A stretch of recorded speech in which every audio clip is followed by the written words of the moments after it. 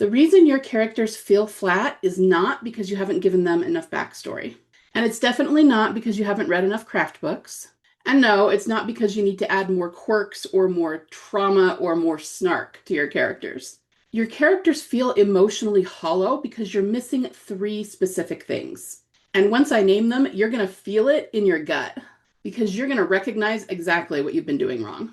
By the end of this video, you're going to understand exactly why the right things that you've been doing, that the industry tells you to do, still aren't working, and what the actual foundation of a deeply felt, utterly compelling character looks like. Okay? So do me a favor and drop a yes in the comments if this has ever happened to you. You finish a scene, maybe a really big emotional scene, and you sit back and think, okay, that's solid. I got this. I nailed this scene. And technically, grammatically, you absolutely did. But then readers come back and tell you, I understood everything that was going on in the scene, but I just didn't feel that connected to it. And pretty soon, you kind of want to throw your computer out the window, right? Because you did everything you were supposed to do. You built the backstory. You gave your character flaws. You gave them a goal. You made the stakes high. You did all the things that the craft books told you to do. And still, the character is not resonating emotionally with your readers. Now, here's what I want you to hear, and I absolutely mean this. It's not because you're bad at writing characters or because your character just isn't good enough. And it's not because you don't understand people or humans, right? I talk to so many authors who are smart, committed, and just deeply in love with their stories, which is why they want to tell them. And they are all running into this exact same wall. So if this is you, you are not alone. It happens to most writers at the beginning. But, and here's the thing, this is very fixable. And once you understand what's causing it, it'll become very, very clear what you need to do to fix it. Okay, so let's talk about what's actually going on here. Because I've looked at this from every angle. As an author, as a coach, as someone who's read more books on human psychology than I would care to admit. And it always comes back to the same three missing pieces. The first problem is that you haven't defined your character's wound. This is not the same thing as backstory. While the wound can technically be called a part of the backstory, writing a backstory does not ensure that you've written a wound. I'm talking about something very, very traumatic that happened to them. The wound is a specific, deep psychological injury that then shaped how they see themselves and the world. So do you see the difference? Backstory is an event.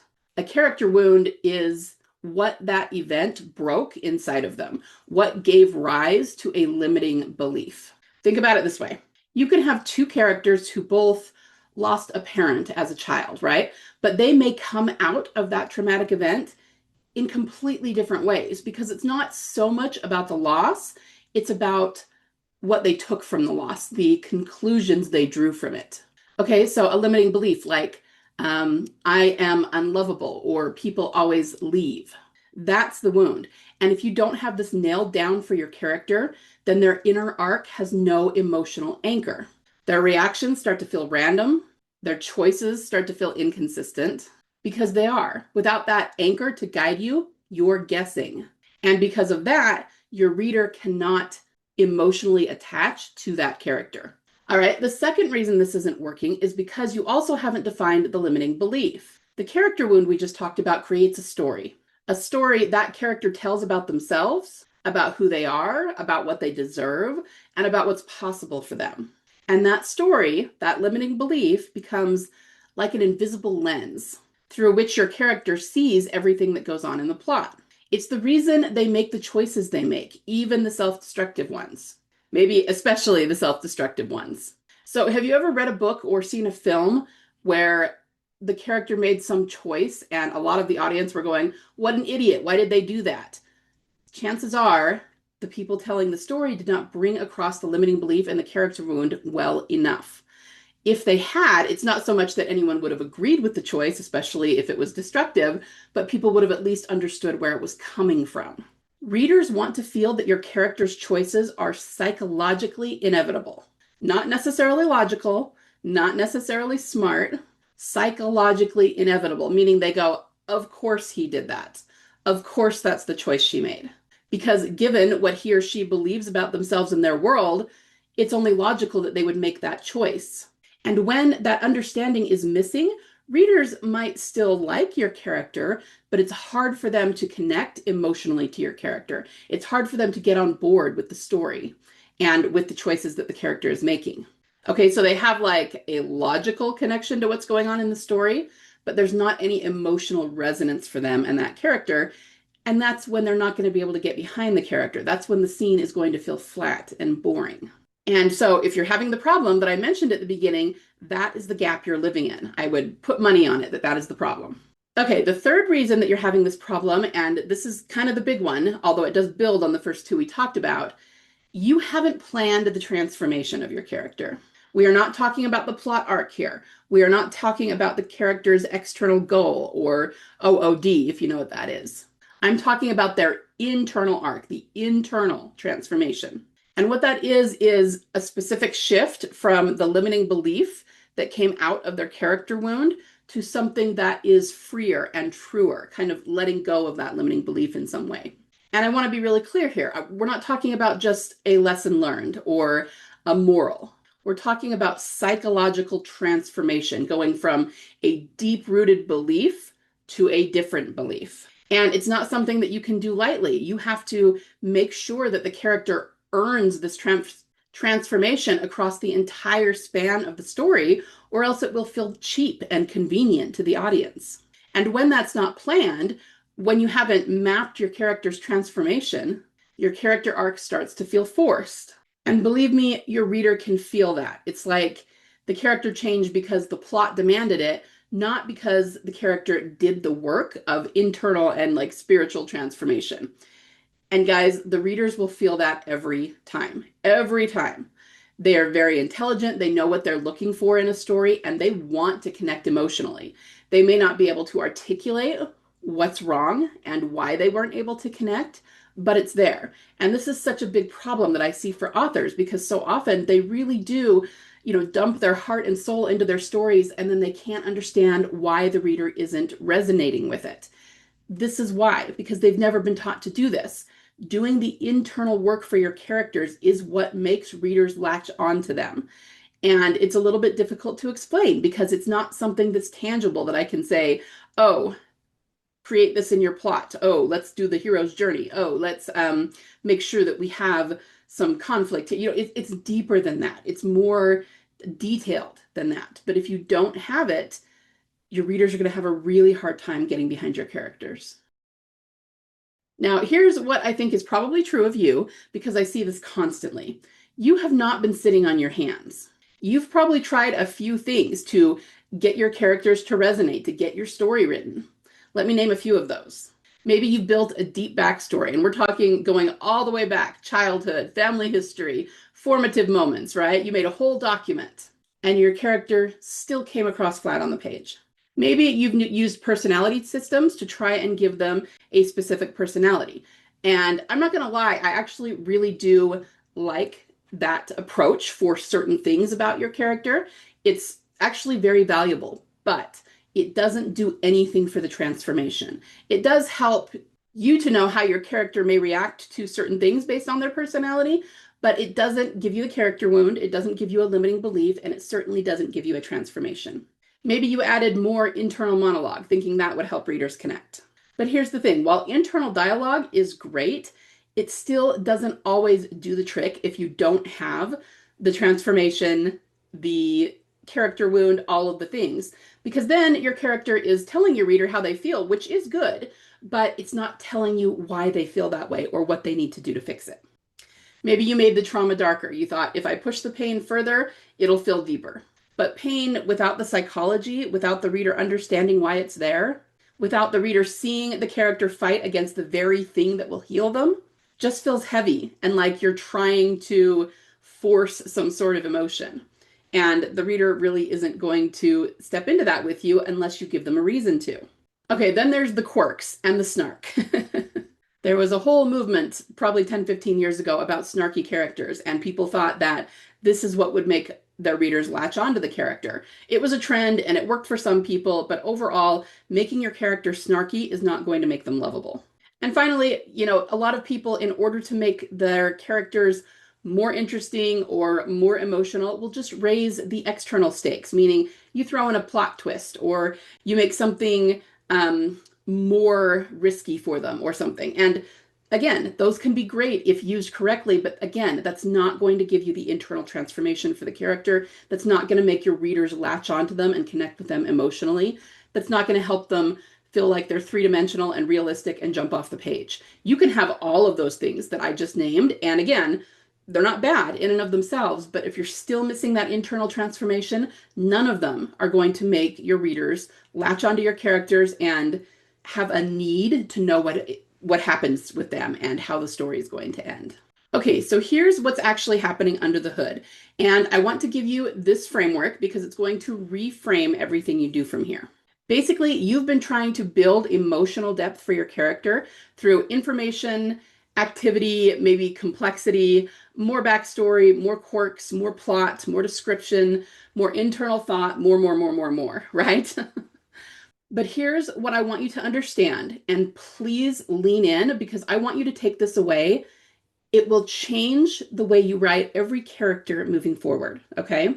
Emotional realism, which is what a reader will connect to, does not come from more information, okay? Emotional realism is what will make your reader genuinely feel haunted by your character, obsess over them, feel devastated when something happens to them. It's what will help your character live rent-free in your reader's heart and mind forever, or at least for a long time. And again, that doesn't come from giving them more information, more breakdowns where they cry, okay? That's not going to do it. That emotional realism comes from psychological truth. It comes from a core wound, a limiting belief that really kind of infects the way they see the world, and a transformation that is earned over the course of the story. Think of it like building a house. You can have the most gorgeous furniture, the most beautiful wallpaper, the most perfect lighting fixtures, but if you haven't poured the foundation, then the frame isn't load-bearing and it is not going to hold up. It's going to feel wrong and maybe unsteady to people who walk through it. And if they're not architects or builders, they may not be able to tell you why. They just know something's off. And that's what your readers are doing when they're going, I wasn't feeling it. I just couldn't connect with the character.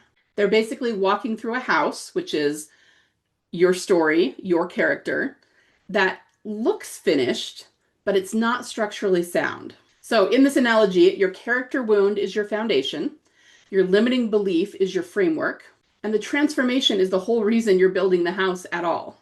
I want you to remember for a minute Vogler's definition of story. A story is a metaphor for a journey that leads to change. Everything in the story is fun. The world you're building for the story, all of the plot twists, everything that happens, but the whole point of the story is the transformation of the character. And if you don't have that, your story is going to fall flat every single time. And here's what nobody tells you. It's what nobody in our industry is talking about, but it will change the way you approach story and the way that you create your characters in the best way. And that is when you have these three things locked down, again, character wound, limiting belief, transformation, everything else becomes easier. Your character's voice clarifies. Their choices become psychologically inevitable, which makes the ending of the story feel like fate or destiny. Their arc feels earned. Scenes will stop dragging now because there's real human emotion and tension beneath them. And we're not talking about manufactured tension, actual human, messy tension that readers feel in their bodies because life is messy. Because here's what all the best characters in fiction have in common. Be they Harry Potter, Elizabeth Bennet, Katniss Everdeen, they all have wounds. They all have limiting beliefs that are born from those wounds. And they all go through transformations that cost them something and are often downright heartbreaking. We believe in them because we can feel the real raw psychological pain that they are going through as they transform. And when that's the case, your reader doesn't need to be able to name it. They don't need to be able to say, oh, I enjoyed this character wound and the way that the psychological transfer. No, they don't need to do that. Their resonating with it on an emotional level that they might not be able to put words to. They just know they love this character and they feel this story in their bones because there's so much raw psychological truth behind it. And keep in mind, this isn't something that you can only do with fantasy or dystopian. It does not matter what genre you write. It does not matter what tropes you are working with. This is true for all characters in all stories in all genres. Period. And I want to say one more thing before I wrap up, because I feel like there's something that a lot of writers feel, but don't necessarily say out loud.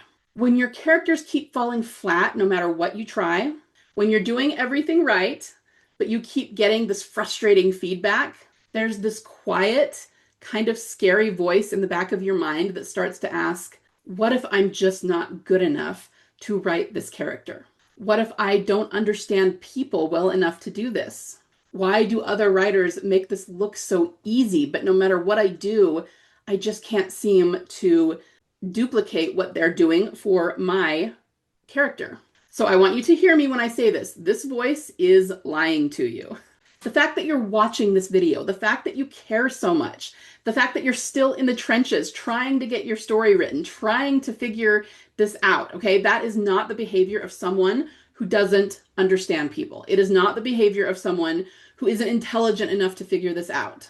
That is simply the behavior of someone who is searching for how to get this done, and you've just never found the right framework before now. That's it. That's the whole problem. And once you have the right framework, it will become much easier. I mean, let's face it, you can't build the right thing with the wrong tools. It's just never going to work out for you. And most of the craft advice out there, the hero's journey, save the cat, they're great when it comes to the plot, but they are based on the external plot, okay? They have absolutely nothing to do with the character's internal arc. And if you're writing your story based on those, you are building the walls of your house before pouring the foundation. And that's why your story keeps falling down. So in the next video, which you can watch here, I'm going to walk you through exactly how to find your character's wound, not in a surface level way, but in a way that makes every single scene feel charged and alive. We're going to get into specific questions you need to answer, how to tell the difference between a real psychological wound and a surface level event, and more. So if you're really, really dedicated to making sure that you can write your character in a way that readers resonate, I hope you make sure and go watch this next video. And if you found this helpful, do me a favor and drop a comment. Tell me which of the 3 missing pieces I talked about is most relevant to where you're stuck right now. The wound, the limiting belief, or the transformation. I read every single comment, guys, okay? All right, that's it. I'll see you in that next video.